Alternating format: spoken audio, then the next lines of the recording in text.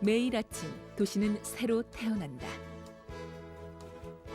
거미줄처럼 얽힌 전신줄이 하늘이 되고 딱딱한 콘크리트 바닥이 대지가 되었다. 자연을 거스른 것들이 도시를 이루지만 우리는 여기서 오늘을 보내고 내일을 맞이한다.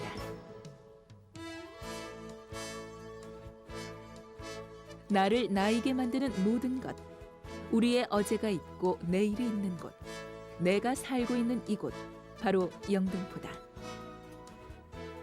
언젠가는 사람들의 기억 속에서 지나가고 잊혀져 버릴지도 모르는 영등포 한켠의 이야기들을 이제 귀 기울여 들어보는 것은 어떨까?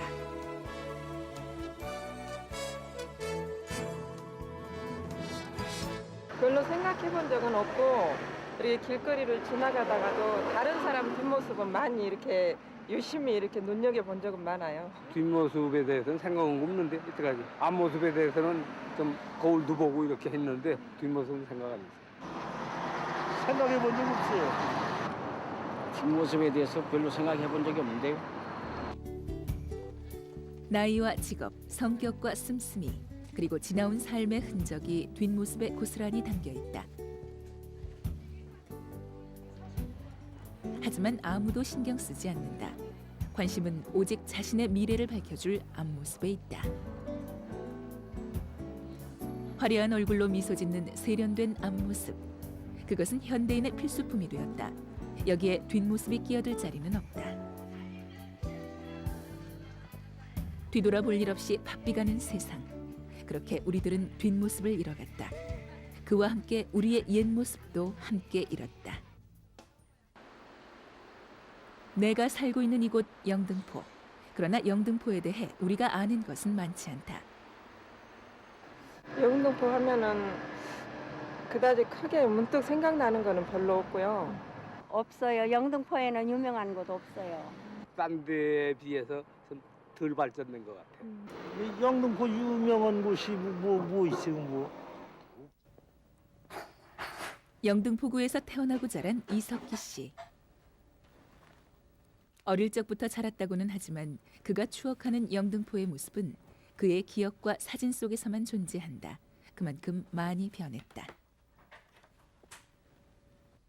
건물이 영등포에는 몇 채 없었고 그냥 허벌판식으로 됐고 지금이야 이제 발전이 돼가지고 지금 저 도림이 이동이나 구로동 이런 데는 집이 몇 채 없었거든. 근데 지금은 뭐 집 없는 데가 어디서 다 그냥 많고 길도 잘 뚫리고 지금이야 이제 살기 좋아졌지. 이석기 씨의 가문은 영등포에서 조상 대대로 살아왔다. 그에겐 고향과도 같은 곳이 바로 영등포다. 하지만 여기서 무엇을 간직할 수 있을까? 지금 그 역사적인 유물이라고 그럴까 그런 거는 봤을 때 거의 뭐 없다고 봐야지. 그러니까는 거의 없어요. 시간이 흐르면 세상이 변하는 것은 어쩔 수 없는 일이다.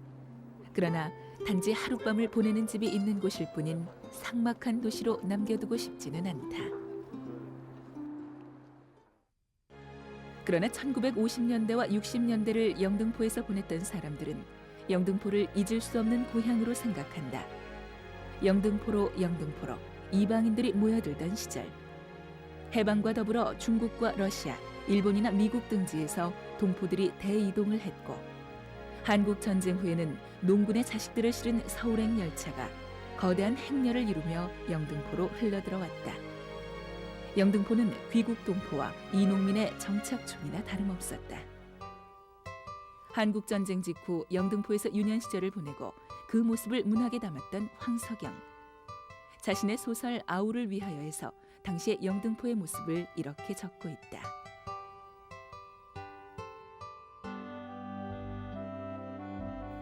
너 영등포의 먼지나는 공장 뒷길들이 생각나니? 생각날 거야. 너도 그 학교를 다녔으니까. 아침마다 군복이나 물 빠진 푸른 작업복 상의를 걸친 아저씨들이 한쪽 손에 반찬 국물에 얼룩이 밴 도시락 보자기를 들고 공장 담 아래를 줄을 이어 밀려가곤 했지.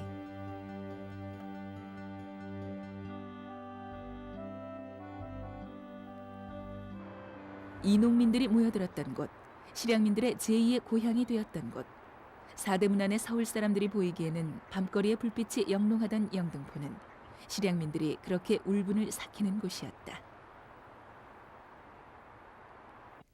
서울 시내에서 가장 면적이 넓은 지역, 가장 많은 사람이 살았던 곳.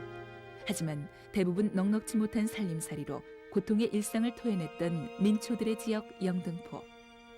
한숨과 하소연으로 뒤덮인 하루하루였기에 그들의 밤은 깊고도 서러웠다. 질풍노도의 시기를 영등포에서 보낸 사람들은 눈물과 한숨으로 지새던 영등포의 밤을 잊지 못한다. 쏟아지는 영등포의 밤, 내 가슴에 안겨둔 사랑의 불길.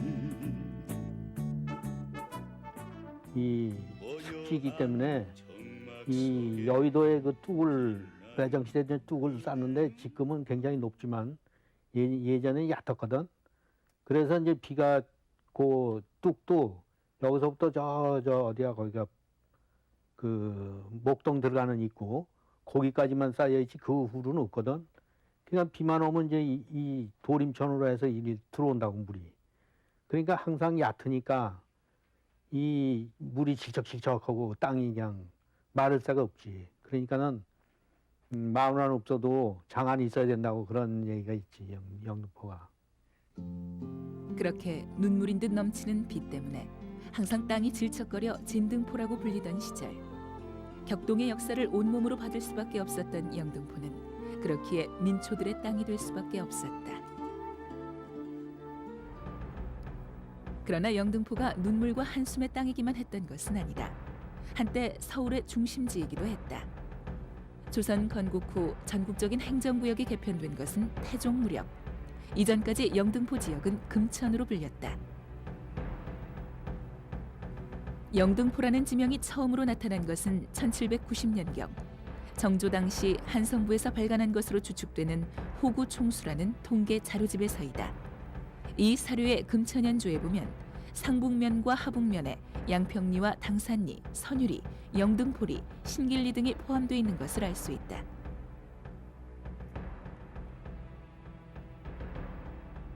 또한 고종 13년을 기록한 고종실록에는 다음과 같은 기록도 보인다. 삼군부에서 개하여 염창 향방수는 이미 기품들인 바와 같이 여의도로 이주시키나 그들의 보고에 의하면 용접하는 데 불편하다 하오니 그 근방에 영등포로 옮기게 하면 어떠하온지 라고 한 데 대해 상께서 윤허하셨다. 다른 날의 기록도 살펴보자.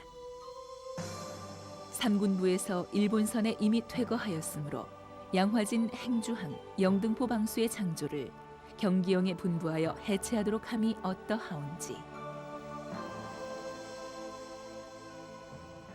고종 당시에는 그 한강을 중심해서 영등포가 발전이 됐어요.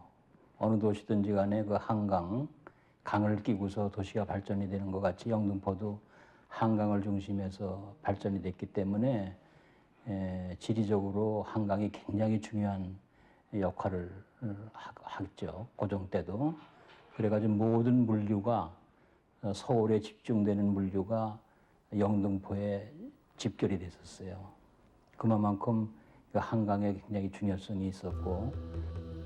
이렇게 서울을 방어하는 주된 포구로 조선시대 역사에 등장했던 영등포. 이후 근대사에서 영등포가 산업의 중심지, 서울의 중심지가 될 수 있었던 근거가 바로 여기에 있었다. 서울의 중심지 영등포의 역사는 1940년대까지 이어졌다. 일제 강점기, 당시 영등포는 일제가 세운 국내 최대의 공업지대였다. 한때는 시흥군의 군청 소재지였고 서울과 용산의 채소 공급지였던 영등포는 1912년에 조선 피혁 공장이, 1919년에는 경성 방직 공장이 세워진 이래 꾸준히 산업단지로 성장했다. 노탈이 그 앞에 삼성 리메하는 그 아파트 들어선 데가 군수공장. 또 물레동은 이제 동신화학 같은 거, 역전 앞에 방림방직, 그런 공장, 방립방직, 분수공장 이런 게 많이 들어왔어요. 그래서 지방에서 많이들 와서 여기서 각 충청도, 경상도, 전라도, 경기도 사람들이 많이 와서 이 지역에서 많이 살고 또 떠나고 또 그랬어요. 공단 거리. 영등포는 곧 공장이 있는 산업도시였다. 당시 영등포에는 철도청 서울공작청이 있었고 방직 공장들과 주조 공장, 인쇄 공장 등 대규모 공장이 밀집한 곳이었다.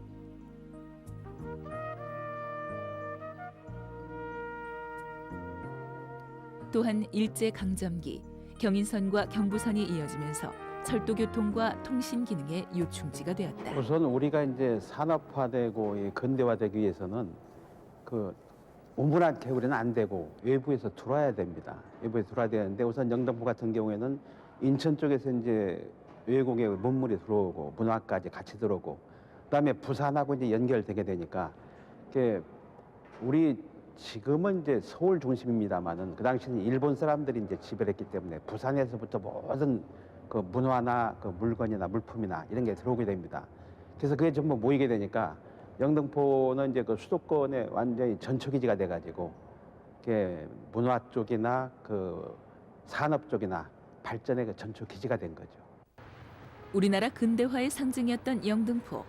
영등포는 언제나 새로운 문화와 패기만만한 사람들로 가득 찼다. 그래서 서울에서 가장 큰 지역이기도 했다. 한때 구로동, 목동, 화곡동 등 서울 구로구, 양천구, 강서구 전반의 지역이 전에는 영등포였다.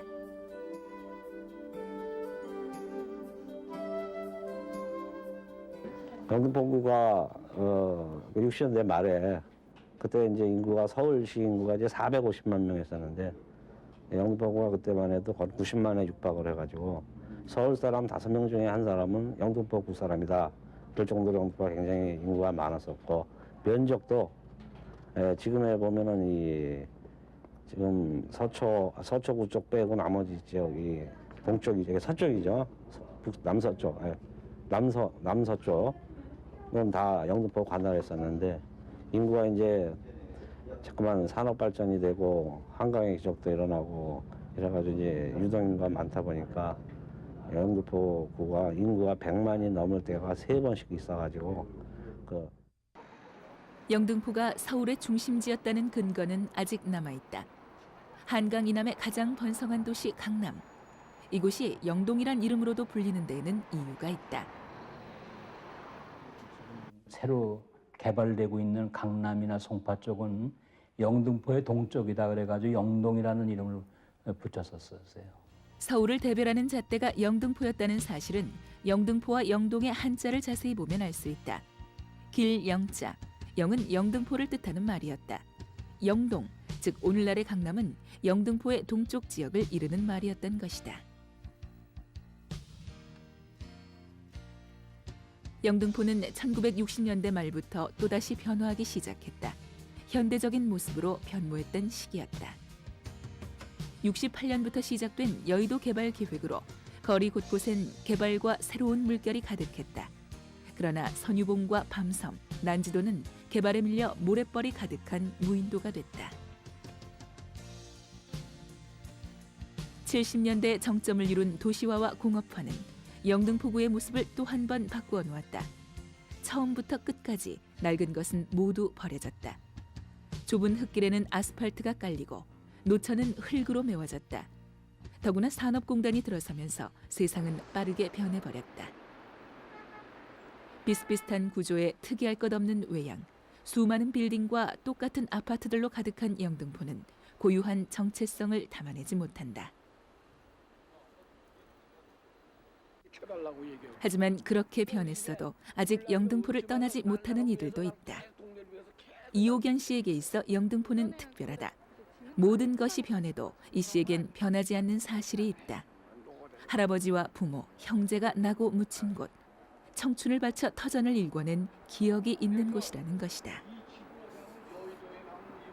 제가 여기서 벌써 4대째 살고 있기 때문에 부모가 이제 여러 가지 살던 그 고향, 한마디에서 고향을 떠날 수 없는 거죠. 저는 죽을 때까지 여기서 이제 봉사를 하고 이 아쉬운 내 동네를 지키기 위해서 계속 이제 안 떠나죠. 죽을 때까지.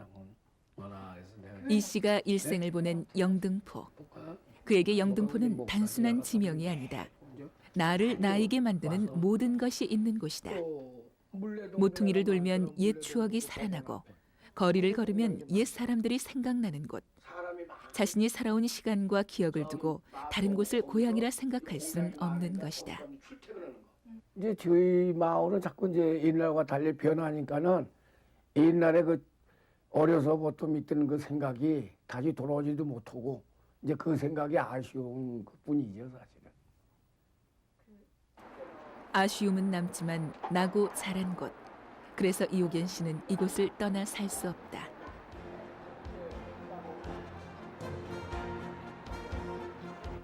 하루에도 몇 번씩 강남과 강북을 오가는 도시인들이지만 내가 살고 있는 바로 이곳을 제대로 아는 것이야말로 나를 찾는 것인지도 모른다.